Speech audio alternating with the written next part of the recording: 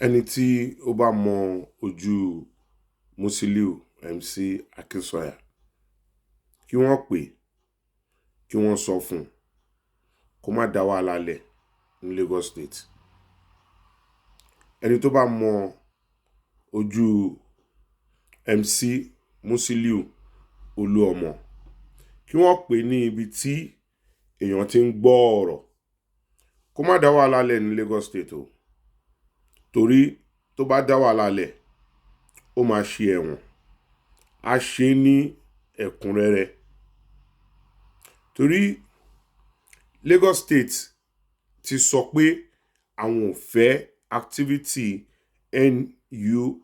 NURTW ní Lagos State báyìí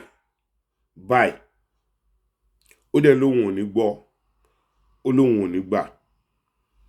NURTW as a body ni wọ́n ní àwọn suspend Musiliu Oluomo as the chairman Lagos State chapter fún NURTW.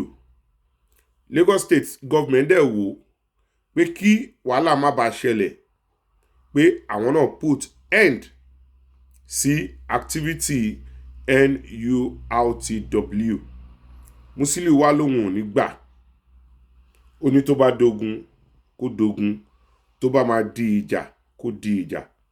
Ṣùgbọ́n ẹ sọ fún a fẹ́ wàhálà ní Lagos State, kó má dá wàhálà lẹ̀ o, kí ó má dá wàhálà lẹ̀, torí tó bá dá ẹni wàhálà lẹ̀ ní Lagos State ó máa ṣe ẹ̀wọ̀n ẹ̀ o, ó máa ṣe ẹ̀wọ̀n ẹ̀ ní ẹ̀kúnrẹ́rẹ́. Ó ti lọ fọ́ secretariat NURTW, ó ti lọ fọ́ secretariat NURTW, ó ti lọ kó tíkẹ́ẹ̀tì ń bẹ̀. Ó lóun máa bẹ̀rẹ̀ sí ń tà láti ọjọ́ Monday, ó máa kó àwọn ọmọ ẹ̀ síta, á bẹ̀rẹ̀ sí ń ta tíkẹ́ẹ̀tì. Ó ní kò sí ìyáláyà Jídé Sanwó-Olú tí ó lè dá òun dúró. Ó ní kò sí ìyáláyà government tí ó lè dá òun dúró títorí pé òun ní backing Bọ́lá Tinubu. So ẹ sọ fún kó má dá wàhálà lẹ̀ nílùú Èkó, kó dẹ̀ má dá wàhálà lẹ̀ ní Lagos State. Ẹ dẹ̀ má jẹ́ kí wọ́n distract yín, ẹ má yẹ kí wọ́n tàn yín jẹ. Lagos State to appoint ẹ̀ as the MD Lagos Transport Parks and Garages Committee. Lagos State government to appoint Musiliu as the GM Lagos Transport Parks and Garages Committee. Lagos State ní initiative titi wọn tí wọ́n fẹ́ lò, which is Lagos State Park Authority. Lagos State Park Authority ní initiative tí Lagos State fẹ́ lò. Wọ́n dẹ̀ ti mú lọ sí assembly.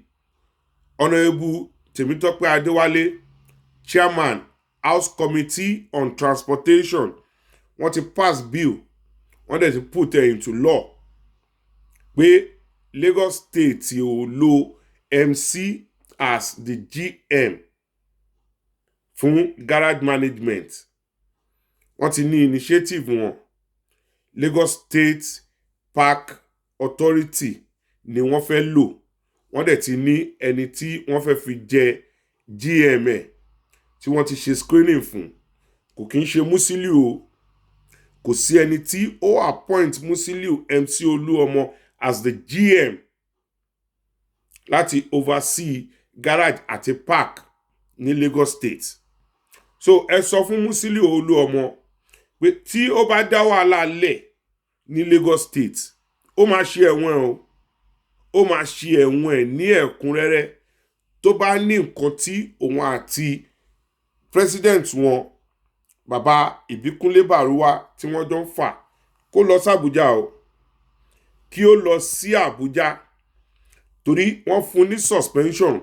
Wọ́n dẹ̀ ní kí deputy ẹ̀ Ikudeti àbí kí ló ń pè yẹn, kí ìyẹn kó take over with immediate effect. Ìyẹn lòun ò ṣe títorí pé pledge loyalty ẹ̀ sí Musiliu. Ìyẹn ò kún àwa o. So Lagos State dẹ̀ ti wò pé kàkà kí wàhálà ṣẹlẹ̀ àwọn àyà ban gbogbo wọn ni.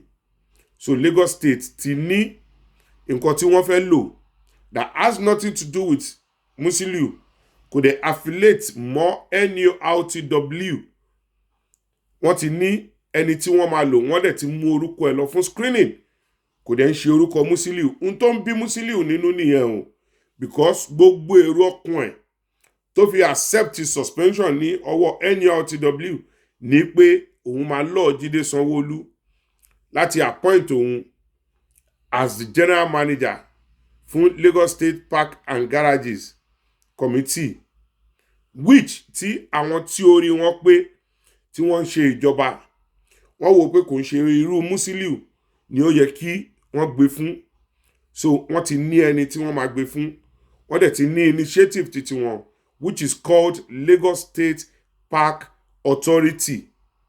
It has nothing to do with Musiliu. Musiliu wá lóhun ò ní gbà, ó ti lọ fọ́ secretariat NURTW, ó lóhun máa bẹ̀rẹ̀ sí ta ticket láti ọjọ́ Monday lọ, pé òun máa dá wàhálà lẹ̀. Ẹ sọ fún o kẹ́ pé Musiliu MC Akínsọ̀yà ní ibi tí ó bá ti ń gbọ́ pé kó jẹ́ kí àwọn ọlọ́jà tajà o, kó jẹ́ kí àwọn tó ń lọ sí ibiṣẹ́ nírọ̀rùn, kó jẹ́ kí àwọn ọmọ tí wọ́n ń lọ sí school kí wọ́n lọ ní school wọn ní ìrọ̀rùn, kó má dá wàhálà lẹ̀ ní Lagos State o, torí gàlégàlé ẹ̀ ó ń pọ̀ jù. Àfẹ́ ogun, àfẹ́ wàhálà, kò sí ètò kàn wá pẹ̀lú NURTW, ṣùgbọ́n peace, unity ní Lagos State òun ni afẹ́ ní Lagos State. Àfẹ́ wàhálà ọmọ onímọ́tò o, àfẹ́ wàhálà ọmọ onímọ́tò ní Lagos State o. Ẹ sọ fún Musiliu Akínsọ̀yà kẹ́ pé níbi tó bá ti ń gbọ́ pé mùlá tó mu àti ohun tó jẹ àmù èkó èyí tó mu ó tó kó mu omi sí o, kó má dá wàhálà lẹ̀ o. Tí ó bá rí gọ́vnà Jídé Sanwó-Olú gẹ́gẹ́ bí ọ̀dẹ̀, kó má gbàgbé o pé àwọn tí wọ́n jọ ń ṣe ìjọba ní inú ìjọba yẹn orí àwọn èèyàn kan pé o, wọ́n dẹ̀ mọ ohun tó tọ́, wọ́n mọ ohun tó yẹ kí wọ́n ṣe, wọ́n dẹ̀ ti ṣe ohun tí ó yẹ kí wọ́n ṣe àṣìjọba, wọ́n ti pass ẹ̀ sí Lagos State House of Assembly, ó ti di bill, wọ́n ti put it into law pé àwọn máa yan initiative yẹn is called Lagos State Park Authority. Wọ́n dẹ̀ ti yan ẹni tí ó wọ̀n kí Musiliu má dá wàhálà lẹ̀, torí mo sọ fún kò sí bí ajá ọdẹ bó ṣe lè pẹ́ láyé tó, ẹran ogun ni o. Kò sí bí ajá ọdẹ bó ṣe lè pẹ́ láyé tó, mo sọ fún Musiliu pé ẹran ogun ni. So ìdí èyí kó má dá wàhálà lẹ̀ o. Tíkẹ́ẹ̀tì owó iyebíye tó ló worth million ní ọ̀gbẹ́ni Musiliu lọ kó ní secretariat tó fọ́. Ta ló ń ṣerú ẹ̀ tí ó bá sí pé greed, ìwà olè, ọ̀dájú, aláìnítẹ̀lọ́rùn, wọ́n suspend ẹ̀. Ó ní kọ́kọ́ ló máa kọ́ suspend o. Wọ́n ti ní àwọn past chairman tí wọ́n ti suspend tí wọ́n gbà ní ìrọ̀rùn, ṣùgbọ́n ìgbà tó di orí tiẹ̀ ó lóun ò ní lọ ní ìrọ̀rùn. Ó kó àwọn member NURTW ó force wọn ẹ lọ jí bá governor Lagos State nínú ilé ní àárọ̀ kùtùkùtù, láàárọ̀ kùtùkùtù Sunday, ẹ lọ kanlẹ̀kùn wọn lórí, ẹ ń disturb ẹ̀ torí pé ó ti mọ̀ pé wọ́n máa suspend òun ní ọjọ́ Thursday, which is àná tí wọ́n suspend ẹ̀, ló ṣe jí lọ bá governor. He saw it coming, ó dẹ̀ mọ̀ pé tí wọ́n bá ti fún wọn ní query ní ẹ̀ẹ̀mejì nínú constitution wọn, suspension ló kàn. Ó dẹ̀ ló gba suspension yẹn ní ìrọ̀rùn. Ó wá fi pé bóyá governor máa appoint as a GM Lagos State Park and Garages Committee. Ìgbà táwọn tó rí wọn pé tí wọ́n wò pé àwọn ò lè ṣerú ẹ̀ fún ẹ, kò ń ṣe irú ẹ̀, because tó bá fi ẹlẹ̀ wàá pa gbogbo èèyàn tán nílùú ni. Àwọn tó tiẹ̀ tí fa méjì lọ́rọ̀ wọn ló ti pa wọ́n. Ó ti wá dé bá ẹ̀ ń sìn, olóò máa dá wàhálà lẹ̀, olóò nígbà, ó lọ fọ́ secretariat. Níbo ló ti ń ṣerú ẹ̀? Ẹ kìlọ̀ fún pé tó bá dá wàhálà lẹ̀ nílùú Èkó ó máa ṣe ẹ̀wọ̀n ẹ̀ ni, kò sí bóyá lè pẹ́ láyé tó, ẹran ogun ni.